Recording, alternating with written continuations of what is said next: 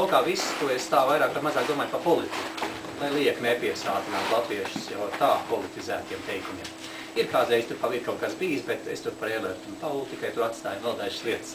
Bet nu, tad jūs varat just, ko es ikdienā domāju apmēram, jā. Un man šķiet, ka visi dzejnieki, kas kaut ko ir radījuši, un arī mākslinieki radījuši skices vai kaut kādas studijas, no kaut kādām plūksnām, no kaut kādām vai no burtiņu savirknējumiem, vai no arī no kaut kādām maziem zīmuļu pieskārieniem, kaut kam, papīram, piemēram, daudz dzejnieki pat uz tramvaju biļetēm kaut ko ir rakstījuši.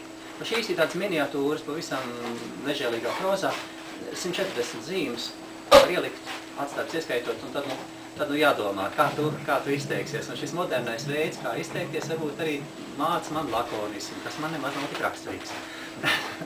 Un netika grūti kā Andrejam Upītim, un tomēr, lai tu savus sajūtas vienkāršāk izteikti, tur daži gramatiskas kļūdas, sirreāls, ja diviem R, kas tur vēl krāpījies, bet tās jūs man piedosit, sevišķi skota Erika.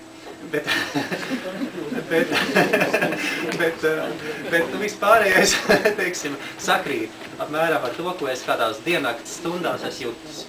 Kādreiz tas ir nakts vidū, kādreiz tas ir braucot mašīnā pat, kad es te sazinos, un kādreiz tas ir sēžot kaut kur, kaut ko gaidot.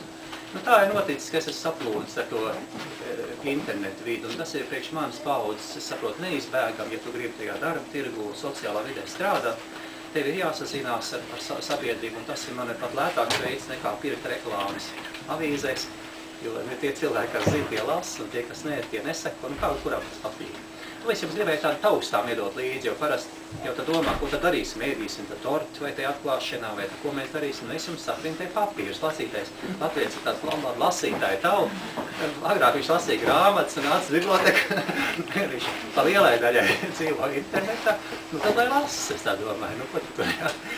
Un noteikti, ka ja cilvēki, kas jūs esat draugos, man redzēja, šī izstādīja, ka jums nebūs pārāk nekas tāds liels pārsteigums, ir vienīgi formāta ziņā. Varat spriest, teiksim, par fotoaparātu iespēju, jo tas ir pa pusē Japāņiem taisīts. Jūs zināt, kā es vienmēr jogāju par fotogrāfiju, ja Japāņi to pirmo daļu uztaisīja, nu to aparātu, lai dabūtu to visu iekšā. Bet tas pārējais ir nostāties pareizā vietā un pārāk skaļi nebļaut, vai pārāk arī klusi, lai tā var dabūt uzmanību un dabūt te bildē. Un šis bildes lielā mērā jau draugos ir publicēts, nekas jau tāds ekstra jauns nav.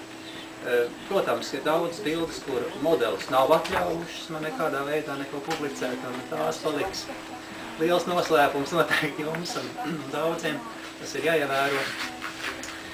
Nevienmēr var atļauju dabūt. Nu, par ainavām tās jau var likt vienmēr visādas, un tāpat ar reportāžu tur jau atļaujas nav jāprāt, bet ja cilvēks viens pats ir, vai tā mālēts, vai tā fotografēts, tad noteikti, ka ētika un atbilstošā prasa, lai mēs vienojamies ar cilvēku, kuram tomēr tiesības. Un kā jau es jau trešo reizi, laikam, saku, Latvijas ir visai kautrīgs cilvēks, vieglāk man ir fotografēt čigārs un visu kaut ko citu. Latvijas baidās. Bet nu nekas, nu tik cik viņi tur ir noķērti, un tik šoreiz no tiem noķērtiem tur atļāvies izņēmt laukā, lai parādīt kaut ko nebūt. Un tik arī šajā visā mēs varam rēcēt. Tad, kad es fotografēju, tad man tomēr nākas būt daudz klusākam nekā tad, kad es esmu mācītājs. Un tad, kad man prasa, kā tu atpūties, es tā es arī atpūšos, jo mācītājiem ar muti jāpār, kā sunītiem maizi. Tāds latviešu teiciens.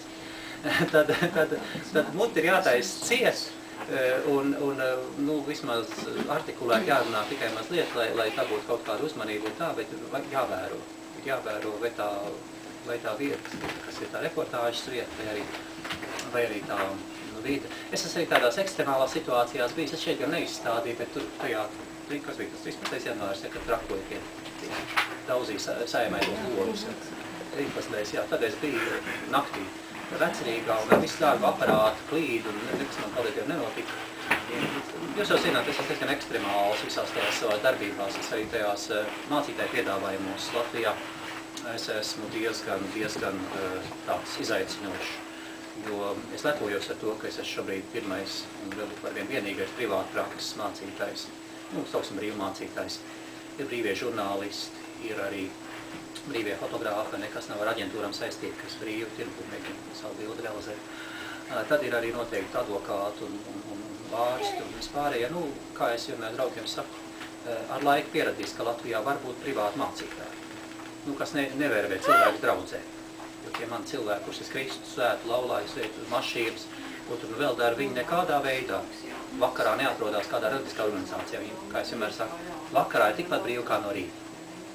Nu, un tāpat jau ir ar maniem fotografējumiem, ja, jo nu, arī viņi ir brīvi.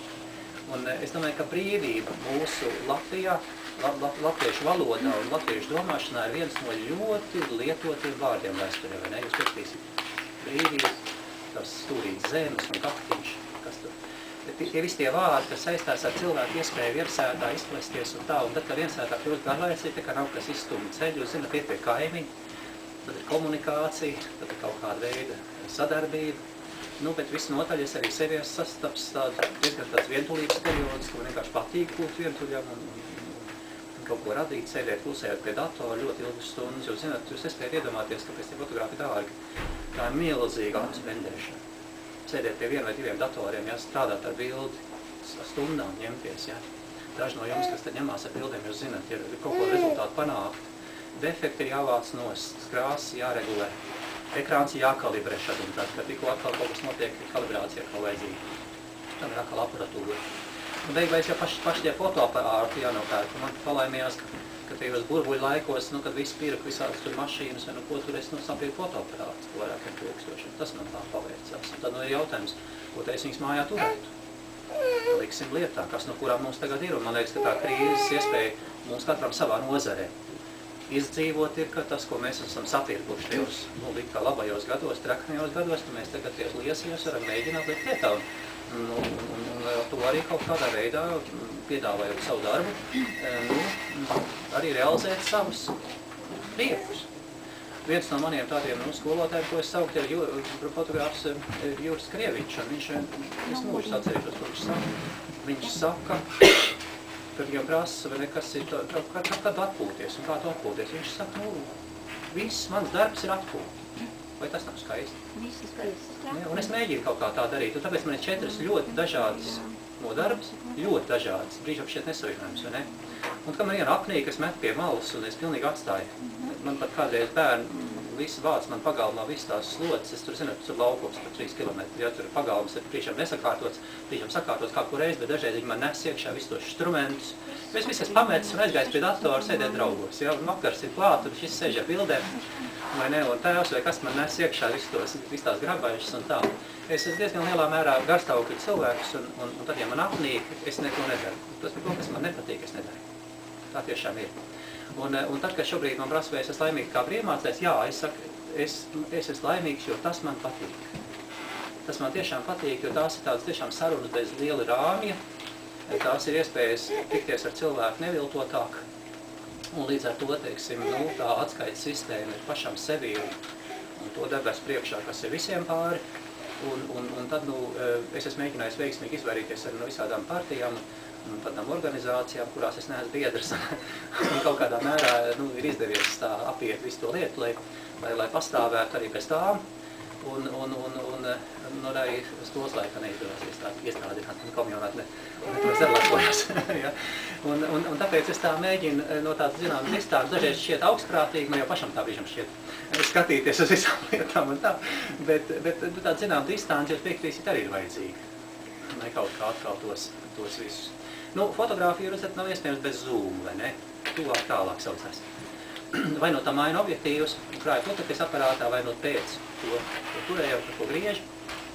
Bet fotogrāfija noteikti ir iešana tuvāk un tālāk tam visam. Vai no tā bildi mēs gribam redzēt lielāk, vai kaut kāds detaļas uzsvērt.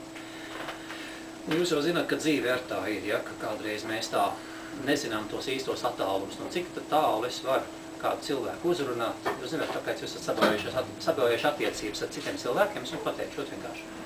Tāpēc, ka jūs nepieļaujat, ka cilvēks var būt tik ļoti dažāds.